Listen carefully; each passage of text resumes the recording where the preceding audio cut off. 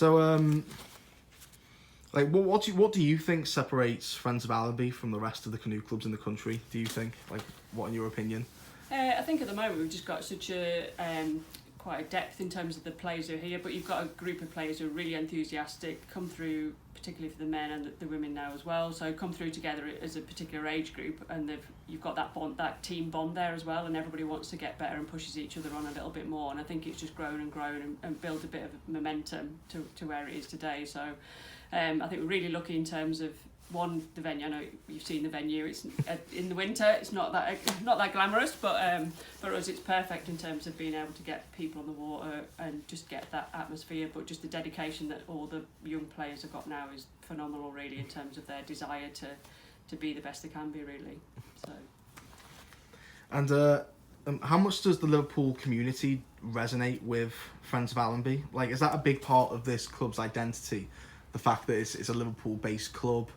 You know, I think there's a real big hub of players here. You probably noticed tonight we've got quite a few players because of the, maybe not necessarily the success, but the club where it is now, people are keen to come and play because we've got a good training venue and all that kind of thing. So there's quite a few people who are drawn to Liverpool to come and paddle. But alongside that, we've got Mike and did you speak to Keith as well, maybe? I did speak to Keith. Yeah, so Mike and Keith have been like the hub of the club for so many years, and they're Liverpool through and through, basically. So that always resonates with all the players who come through, and I think that's just the passion of the city reflects in the club itself as well, I think.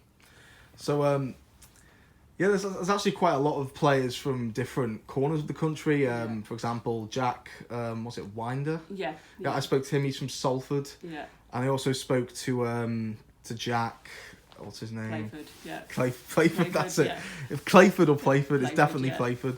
Yeah, he's from another area as well. Yeah. But they've all seemed to adopt into the the Liverpool mentality. Yeah. You know, because Friends of Allenby, they've all said that the club's adopted them and grown them into better players. Yeah. Is that something you believe? Yeah, I think but the club itself is open in terms of we're keen for all young players to get better and improve, and I think we've got an environment here where everybody's open enough, quite happy, come and play, train hard, play hard, and get better, hopefully. So. Where am I? There we go. So what you've played at the highest level, and obviously now you've obviously adopted more of a coaching philosophy as well as you're trying to get onto the Team GB team for the European Championships this year as well, aren't you? Yeah. So like, tell us a bit about your life. Like, how have you stayed at this high level for such a long time? I'm just very sad. Not really passionate about the sport, but always still, even at my age, still trying to get better myself, but also just encourage other people to get better as well, and having the environment around makes you want to come and do things a little bit more as well. So I think a few years ago I've retired about 10 times over probably in terms of giving up the sport, but now with the club as it is, that's given me a bit more drive to come back and think, there's good people to play with, it's enjoyable to play, great place to train, and you get pushed along to keep going yourself as well.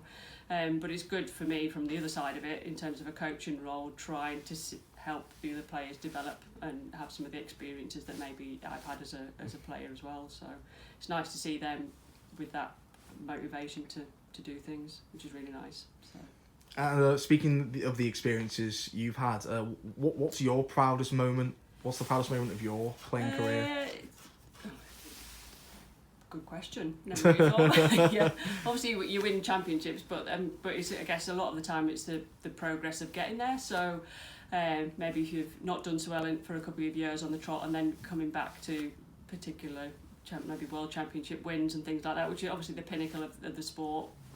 Winning the World Games probably was one of the highlights after 3-4 years of the team being together and trying for that ultimate goal that you're going for. We don't have it, it's not an Olympic sport, so what's called the World Games is what we would refer to as the Olympics. So every 4 years the World Games happens, and we had a series of wins with our GB team that kind of ultimately led to winning that, which was fantastic as a group of players to get to that level. So, but it's just the team environment and being part of that along the way is great. But I guess from a club point of view, probably the period that we're in now, just because we've had younger players coming through and seeing them progress to winning competitions now has been really great as well. And okay, so last question. Every single team Friends of Allenby has developed has been largely successful. Why do you think that is, apart from the obvious, having good players, etc.? I think from, to be honest, in terms of Mike, who's been involved in the club, he's just got a real desire for people to be competitive. So I think in all of those teams, there's always that drive from him particularly, which is reflected in the players themselves, and just keeping pushing for them to reach their potential, I think. And I think because there is that competitive edge to it, then I think people will push to get to that point, really. Really difficult question to answer that one. No, not at all. I know you answered it. You answered it really, really well. Yeah. So, how are you preparing for your next stab at the Team GB team in a few months? That's a good question. So at the moment, then as you've seen tonight, it's a lot of bit of hard work outside in the cold, and just putting in the hours on the water. Also, kind of getting in the gym and doing a bit more work as well. So it is quite a lot of dedication. Obviously, it's not a professional sport, so everything is around work as well. So obviously, work as a lecturer at university, so trying to juggle that and training and everything else at weekends is quite a challenge.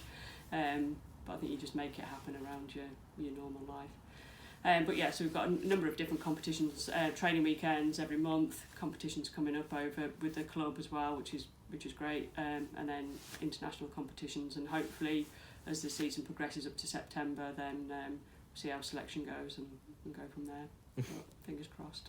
Fingers crossed.